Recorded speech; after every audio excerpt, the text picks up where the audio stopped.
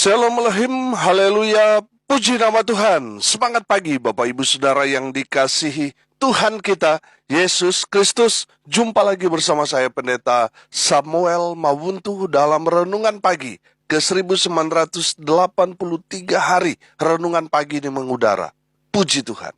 Bapak Ibu Saudara yang dikasihi Tuhan, sebelum kita membaca, mendengarkan, dan merenungkan firman Tuhan hari ini, mari kita berdoa, minta pimpinan Roh Kudus. Kita berdoa. Bapa di surga, kami sangat membutuhkan kebenaran firman-Mu sebagai makanan tubuh, jiwa, dan roh kami. Puaskan kami, kenyangkan kami dengan firman-Mu ini, agar kami kuat menghadapi kerasnya kehidupan ini, dan tetap menjadi berkat dimanapun kami berada, menjadi pelaku-pelaku firman. Dalam nama Tuhan Yesus, yang adalah firman Allah yang hidup, kami berdoa. Amin. Haleluya. Bapak Ibu Saudara yang dikasihi Tuhan, bersama dengan saya kita akan belajar Alkitab. Dari kitab Kejadian sampai kitab Wahyu. Mari buka Alkitab kita dalam kitab Ester pasal 2, ayat 7 sampai ayat 18. Demikian firman Tuhan. Mordekai itu pengasuh Hadasa, yakni Ester, anak saudara ayahnya, sebab anak itu tidak beribu bapa lagi. Gadis itu elok perawakannya dan cantik parasnya. Ketika ibu bapanya mati, ia diangkat sebagai anak oleh Mordekai. Setelah titah dan undang-undang raja tersiar dan banyak gadis dikumpulkan di dalam benteng Susan, di bawah pengawasan Hegai, maka Ester pun dibawa masuk ke dalam istana raja, di bawah pengawasan Hegai, penjaga para perempuan. Maka gadis itu sangat baik pada pemandangannya dan menimbulkan kasih sayangnya, sehingga Hegai segera memberikan wangi-wangian dan pelabur kepadanya, dan juga 7 orang dayang-dayang yang terpilih dari isi istana raja. Kemudian memindahkan dia dengan dayang-dayangnya ke bagian yang terbaik di dalam balai perempuan. Ester tidak memberitahukan kebangsaan dan asal-usulnya karena dilarang oleh Mordekai. Tiap-tiap hari berjalan-jalanlah Mordekai di depan pelataran balai perempuan itu untuk mengetahui bagaimana keadaan Ester dan apa yang akan berlaku atasnya.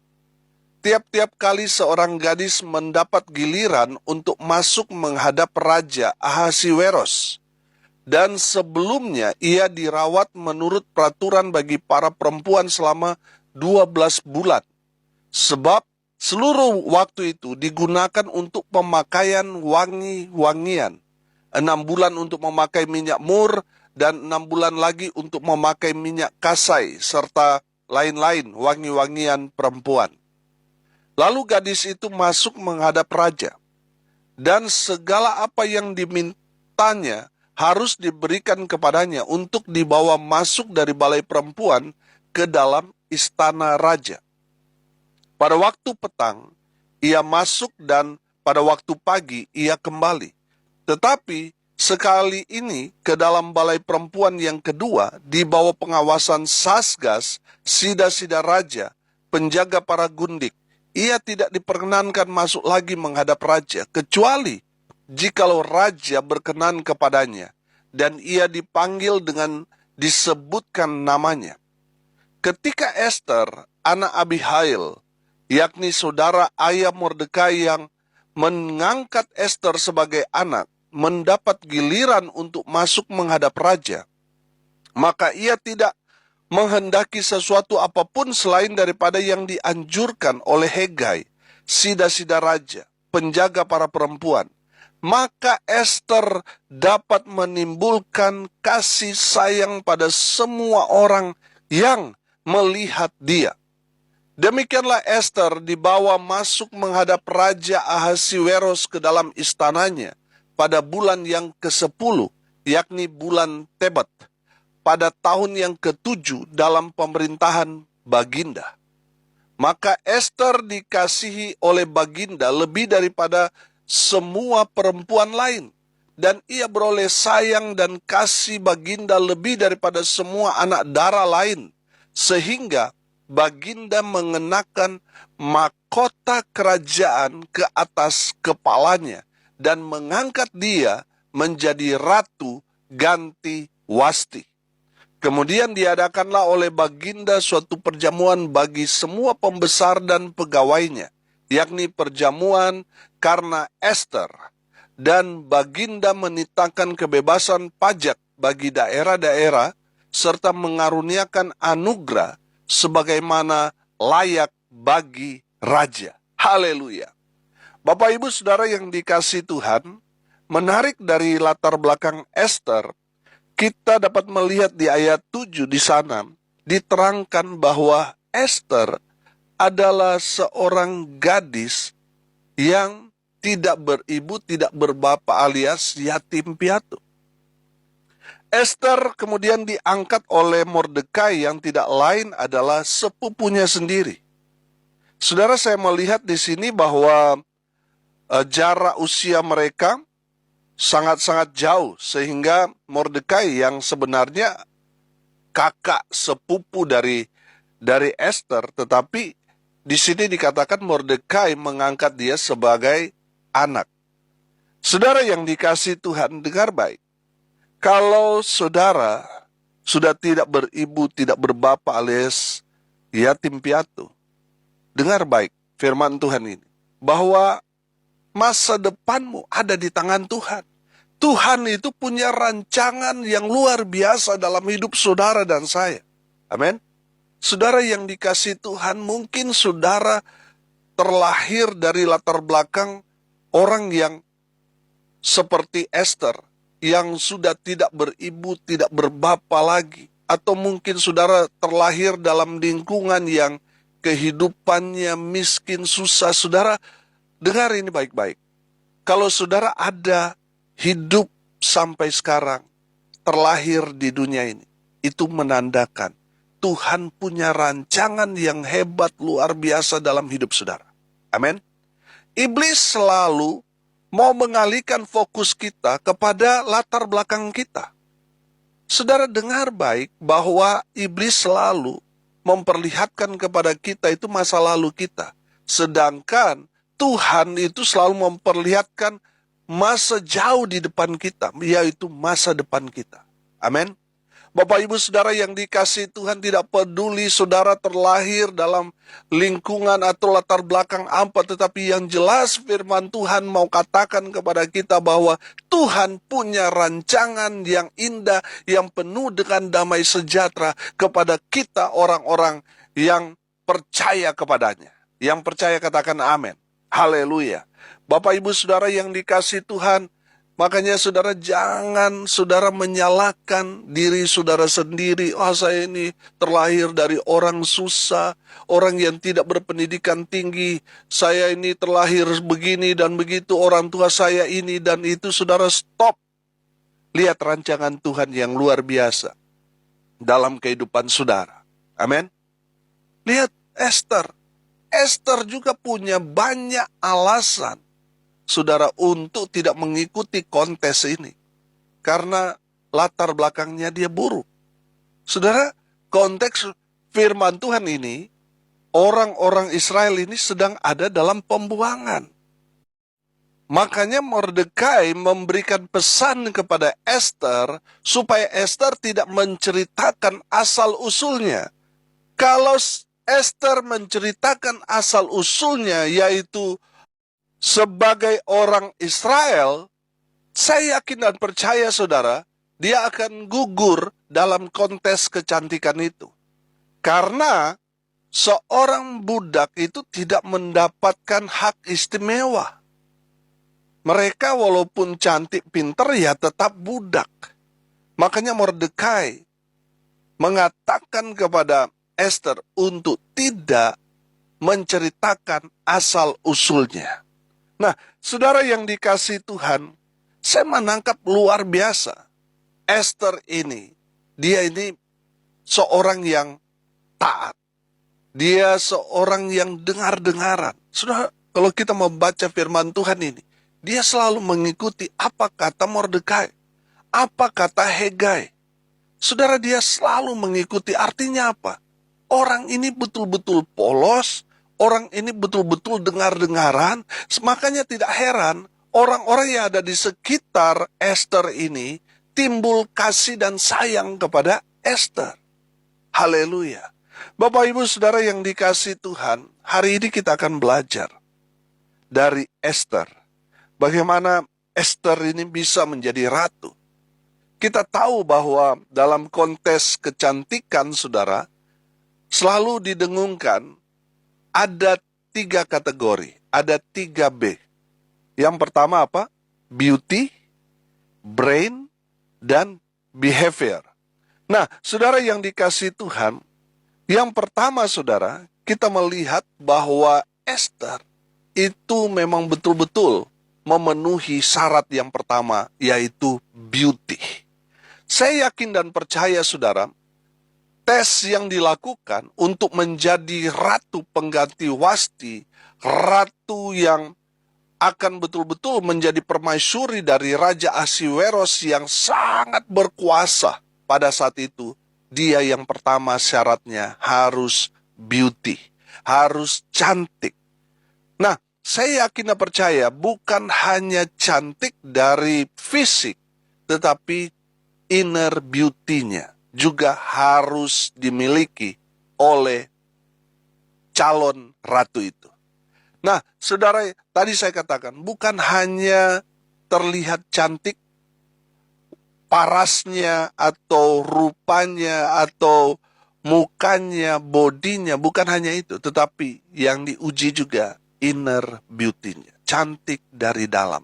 Bagaimana pembawaan dirinya, bagaimana perkataannya, itu diuji betul-betul, saudara. Bagaimana dia berjalan, bagaimana dia duduk. Saudara yang dikasihi Tuhan, ada banyak kategori yang diujikan kepada setiap dara-dara atau gadis yang mengikuti kontestan pada waktu itu. Dan Esther memenuhi syarat yang pertama. Dia cantik. Bukan saja parasnya, tetapi pembawaannya. Inner beauty-nya dapat. Makanya saudara perhatikan. Orang yang ada di sekitar Esther itu timbul kasih dan sayang kepada Esther. Karena dia bukan hanya beauty, parasnya, tetapi inner beauty-nya. Cantiknya itu dari dalam. Amin. Nah, saudara yang dikasihi Tuhan, pastikan saudara, ya, yang bagus itu bukan hanya dari penampilan, bukan hanya dari pakaian saudara, tetapi saudara juga harus bagus dari dalam. Artinya apa, saudara? Ketika saudara melakukan sesuatu, pastikan itu dari dalam. Pastikan itu tulus, ikhlas, rela hati. Amin. Haleluya. Saya banyak melihat ada orang di luar sana, cantik, ganteng, tetapi hati mereka tidak sebaik, tidak sebagus dengan apa yang kita lihat. Nah, saudara, seorang kategori beauty, cantik parasnya, dan ada inner beauty, kecantikan dari dalam itu harus betul-betul sesuai dengan penampilannya. Makanya itu diuji, saudara. Amin. Saudara yang dikasihi Tuhan, saya percaya saudara semua pendengar, bukan hanya ganteng, cantik, parasnya, tetapi hatinya juga. Amin. Saudara yang dikasihi Tuhan, yang pertama kita belajar bahwa Esther masuk syarat yang pertama, kategori yang pertama, beauty. Syarat yang kedua, brain. Saudara dapat melihat di ayat 12 sampai ayat 14, bagaimana mereka itu diuji kepintaran mereka, pengetahuan mereka. Diuji, saudara, supaya mereka betul-betul layak mendampingi Raja Ahasiweros.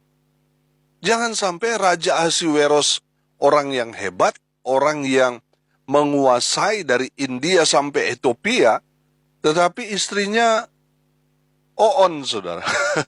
Saudara, ada orang di luar sana berkata, Pak Pendeta, saya ini sudah menyesal menikah dengan istri saya. Kenapa? Istri saya bodoh soalnya, Pak Pendeta. Loh, yang lebih bodoh adalah saudara yang menikah dengan perempuan bodoh itu. Sudah tahu-tahu bodoh, saudara menikah dengan dia.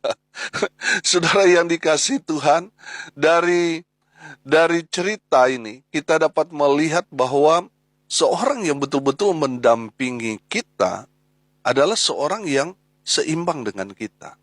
Amin. Makanya dicari calon ratu yang bukan hanya cantik tapi bodoh. Tidak. Cantik tapi berpengetahuan, pintar, smart. Amin. Nah, saudara yang dikasihi Tuhan, yang kedua di sini saya menangkap bahwa Esther masuk juga dalam kategori ini. Nah, saudara, dengar ini baik. Kita saat ini ada di era di mana teknologi itu sangat-sangat didewakan. Makanya saudara, kalau kita tidak mengupgrade diri, maka kita akan tertinggal. Kita akan tergilas, saudara. Kita akan betul-betul ada di titik yang paling rendah dalam kehidupan ini karena kita tidak menguasai perkembangan zaman. Saudara, kita harus upgrade diri. Saudara, dalam hal ini, Esther terpilih menjadi ratu bukan karena hanya kecantikannya dia, bukan. Tapi karena dia berpengetahuan. Amin. Jadi saudara harus upgrade diri. Saudara, kita sekarang ini ada guru saudara yang kita bisa belajar dari dia mau jam berapapun bisa. Apa itu? YouTube, internet. Kita bisa belajar dari sana, saudara. Nah, saudara yang dikasih Tuhan, kalau kita hanya nonton hal-hal yang tidak berguna, nggak ada yang masuk ilmunya. Makanya cari, saudara, konten-konten yang kira-kira dapat menambah ilmu pengetahuan kita. Jangan cari konten-konten yang tidak berguna. Saudara yang dikasih Tuhan, saudara harus menyeimbangkan diri saudara. Cari konten-konten rohani dan seimbangkan juga dengan konten-konten yang mungkin itu dapat memberikan saudara inspirasi dan motivasi saudara. Saudara harus ada yang masuk pada kita, yaitu pengetahuan-pengetahuan dunia. Nah, saudara yang dikasih Tuhan, Esther masuk dalam kategori yang kedua. Brain, dia berpengetahuan, dia pintar. Dan yang ketiga, saudara, behavior. Artinya apa, saudara? Perilaku, karakter, attitude.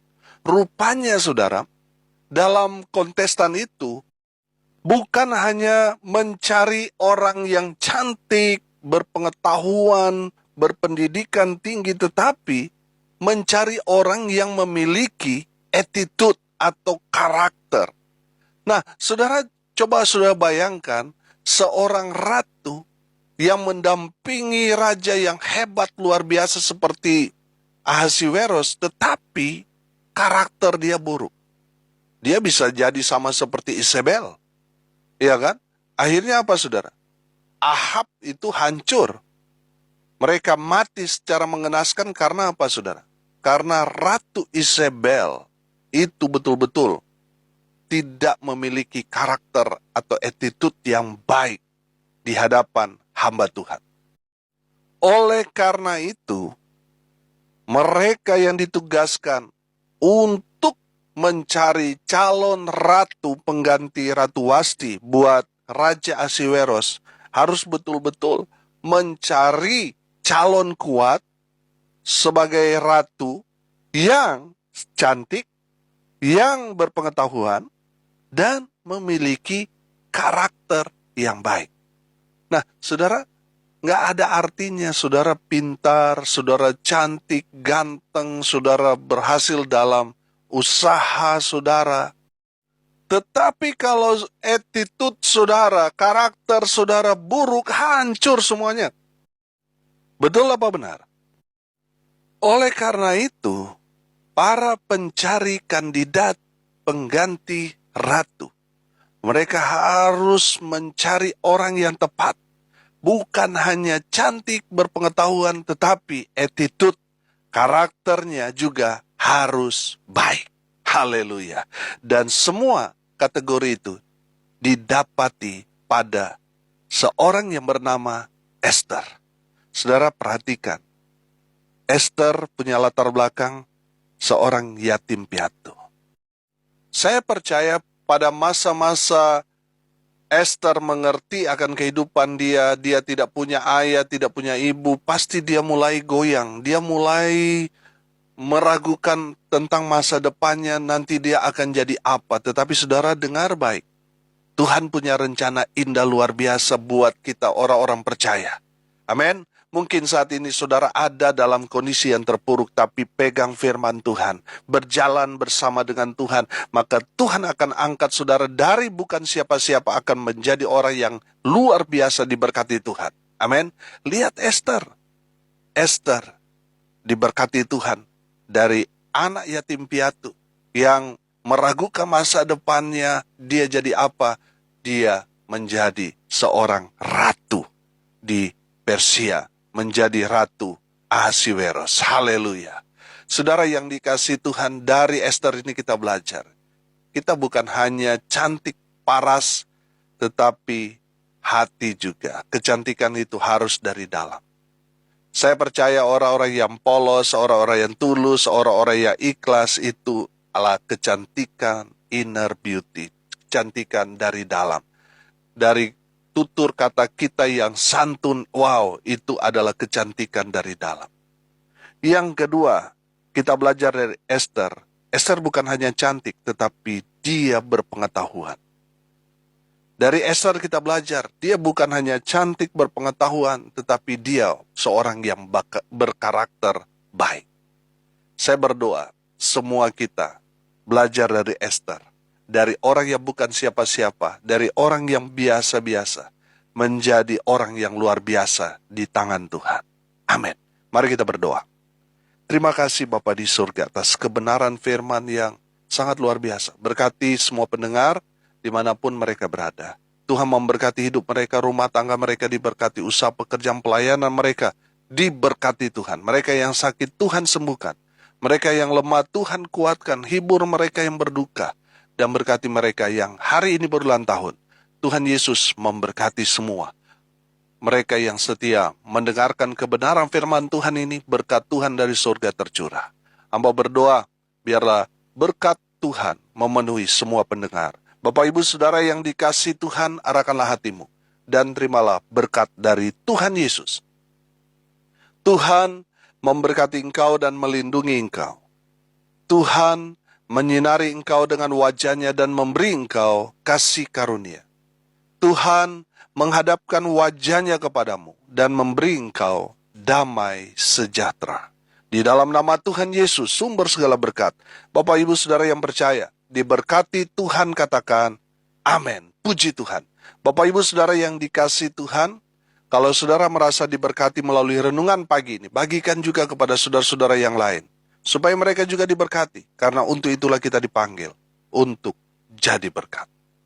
Salam kasih dari Bali, saya Pendeta Samuel Mawuntu. Sampai jumpa besok pagi. Tuhan Yesus memberkati kita semua. Haleluya.